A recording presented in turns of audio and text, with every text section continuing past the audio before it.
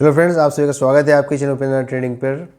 और आज जो हम डिस्कशन करने जा रहे हैं वो है कुछ SEO interview questions and answers, क्योंकि इस पर हम एक सीरीज़ बनाएंगे क्योंकि एसईओ में अगर क्या क्या इंटरव्यूज पूछे जाते हैं। तो ये जो आज की सीरीज़ है फ्रेशर्स के लिए है। आज का जो टॉपिक हमने उठाया है फ्रेशर से क्या क्या पूछे जाते हैं, जैसे कि मान लीजिए वो पूछ सकता है आपसे कि tell me about yourself. जब आप अपने अबाउट योर सेल्फ बता रहे हो, ज़्यादा फैमिली के बारे में बताने की कोई ज़रूरत नहीं है। किसी को कोई फ़र्क नहीं पड़ता कि आपकी फैमिली मेम्बर में क्या करता है, कितने मेंबर हैं।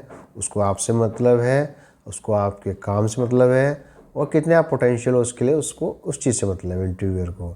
तो आप उसको रिप्रेजेंट वही करिए जो उसका रिक्वायरमेंट है। तो अबाउट मी योरसेल्फ में ज़्यादा लंबा देने की जरूरत नहीं है, ठीक है। सिंपल आपको बताना है अपने बारे में, अपनी एजुकेशन के बारे में, और जहाँ से आपने सर्टिफिकेशन या डिजिटल मार्केटिंग का कोर्स किया हो या इंटर्नशिप की हो उसके बारे में। That's it. अपना नॉलेज जो है वो बताइए उसको, ताकि इन्फॉर्मेशन उसको जो चाहिए वो मिले। अब बाद में इंटरव्यूअर अगर पूछता है तो आपको ज़रूर बताना चाहिए कि मेरे फैमिली में इतने मेंबर्स हैं, वो कौन क्या करता है, लेकिन पहले से आपको बताने की कोई ज़रूरत नहीं है।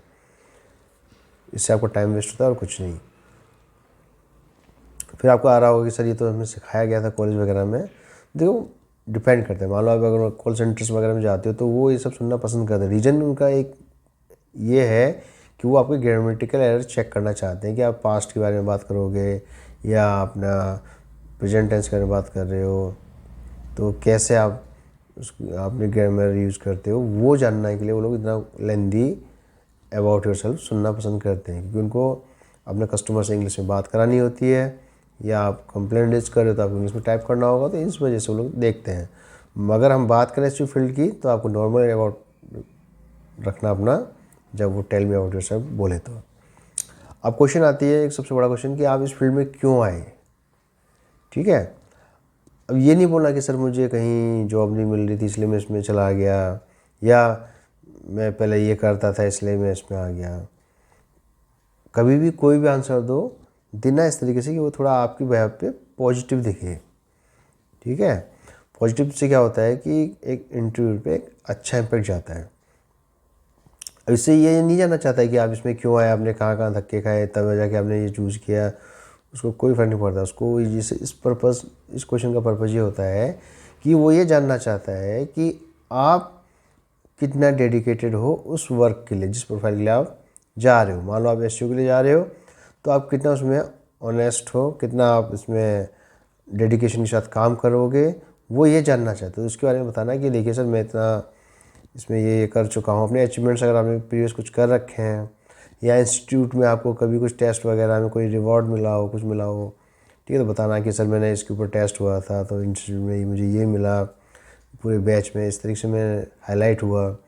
तो वो चीज़ें अच्छी लगती है, लगता है कि हाँ बंदा डेडिकेटेड है तभी उसको कुछ ना कुछ दिया होगा। तो ये बताना चाहिए आपको।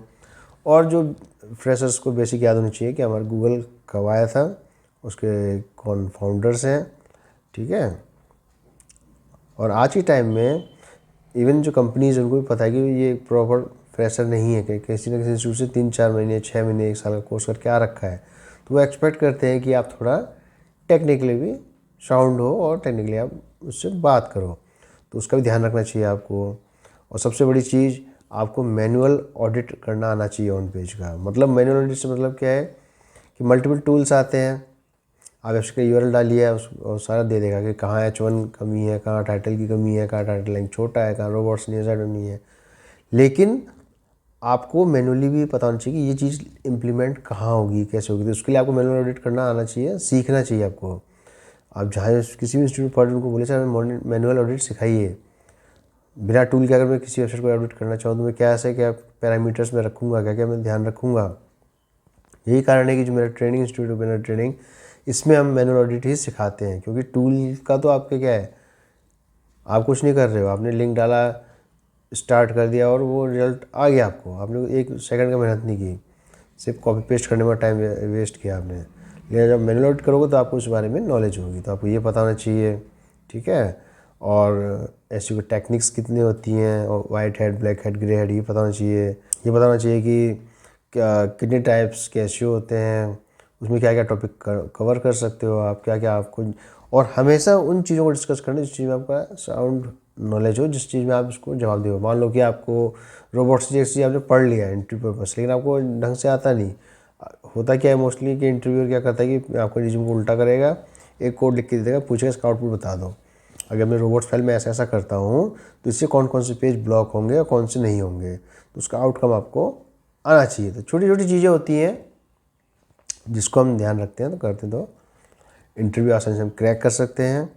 और हमेशा कॉन्फिडेंट रहना, ये अपने बैक माइंड के बैक में ये सोच के चलो कि यहाँ नहीं तो कहीं और से, इतनी जॉब्स इस फील्ड में कि आपको टेंशन लेने की कोई ज़रूरत ही नहीं है, ठीक है ना। तो ये छोटी छोटी चीज़ें हैं।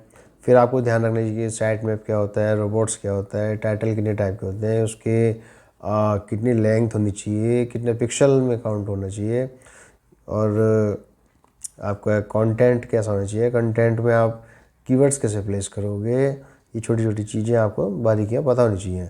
अगर पेजिनेशन है तो आपको ये कैनोनिकल टैग कहाँ लगाओगे, कैनोनिकल इशू है तो आप रिडक्शन कौन सा लगाओगे, तो ये छोटी छोटी चीज़ें आपको पता होना चाहिए। तो इस तरीके से आप क्या कर पाओगे, आसानी से इंटरव्यू क्रैक कर पाओगे।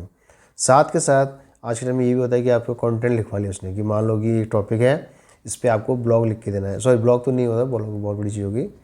आपको लिखना पड़ेगा एड्स वगैरह या SBM सोशल बुक मार्केटिंग का कंटेंट लिख के दीजिए आप 100 वर्ड्स का, तो आपके वहाँ पे आपके इंग्लिश चेक होती है इस बहाने से। तो ये सब तरीके होते हैं, तो इन सब प्रिपेयर करके जाना। आशा करता हूँ इस वीडियो से आपको नॉलेज मिली होगी।